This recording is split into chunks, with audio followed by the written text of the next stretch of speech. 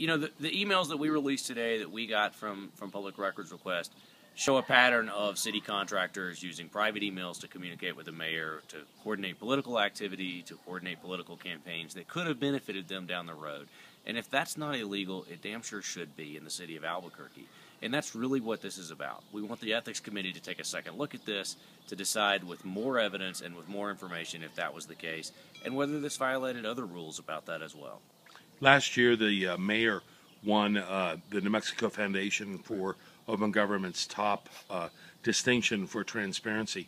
Do you think this is kind of a violation of the spirit of that award? Well, it's ironic now that not only that, but the Albuquerque Chambers, the head of their Ethics and Open Government Committee, is involved in these emails, with private emails with the mayor about all kinds of city business and all kinds of political business, and those are all intertwined. I think it's a chance for us to look at this and say if our public officials should be separating public and political work, you know, in principle, then they should be doing it in practice as well.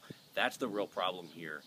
And using private emails to mass communications with the mayor or people who are making hundreds of thousands of dollars off of city contracts, if it's not illegal, it just flies in the face of what we all think should be happening in politics and in government.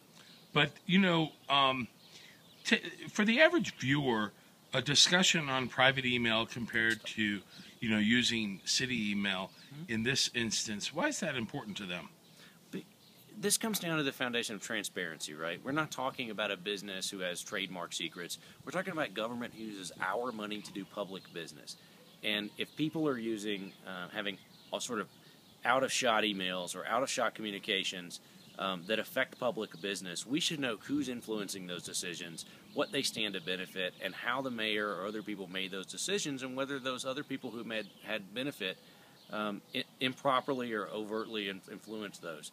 I think that's what people can really look at this and say is, if we knew that a big group of city developers got together and planned a bond committee for $100 million of public work contracts, that they had the contracts to manage and create and build, would they have voted for that?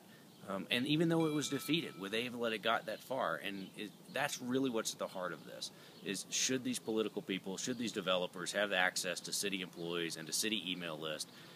And if you got one of those emails as a city resident, or do you have a different opinion of this now, knowing that the people who stood to benefit from this financially had access to your email and to give you that information that they didn't give to your neighbor because they believed in something different? But let's stick on the email for a little Sure. bit. You've been talking a little bit about how the discussion on private emails of the political planning maybe wasn't so bad, but they went a step further. What was that step? Well, I think they went a little further. This is different than, this is sort of what the governor and her political staff and her personal staff did a couple of years ago, in that they were having political conversations about government business amongst themselves. This is now a place where we clearly see that people who had city contracts were engaging in private conversations and creating political schemes with the mayor to advance their cause, and then directing government employees through city and private and city emails to implement their plans that benefited them. And I think in many cases, maybe some of those city employees didn't understand the implications of that, but certainly the mayor could have or shouldn't have, because he was included on those, and that's what people need to know. And they were directing city employees then specifically to do what?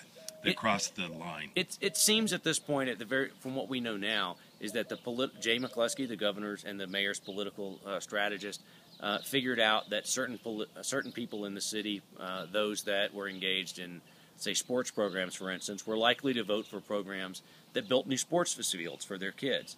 And so he said, I want you to remind only those people to go vote, but use city resources to do it and city staff to engage with them and talk to them about the good things that happen. But maybe let's ignore, for instance, by engaging those, we ignore maybe the folks who are interested in art or the folks who are interested in APD reform. And so we're selecting only the people who are likely to help what they thought was a political cause.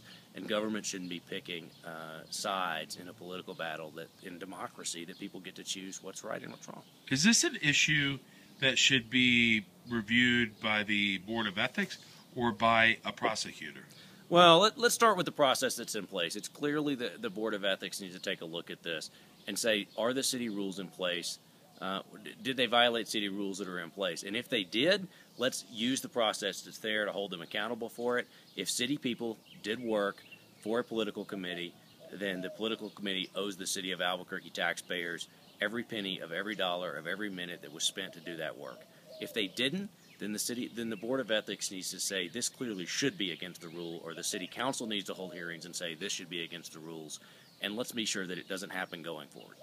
Is Progress New Mexico Now filed an ethics complaint? Progress Now New Mexico, we're looking at this. As you might appreciate, it's not as simple as just raising a flag and saying, hey, I think something's wrong. There's a lot of paperwork and a lot of legal pieces to this. We've started that process. We expect in the next couple of days to file some formal paperwork with the city clerk's office and with other entities that might have an interest in this. But we want to give a process and room for those folks to take a look at it. But it's our opinion that something here is fishy, and we want it to be found out, and we want the people to have the proper answer.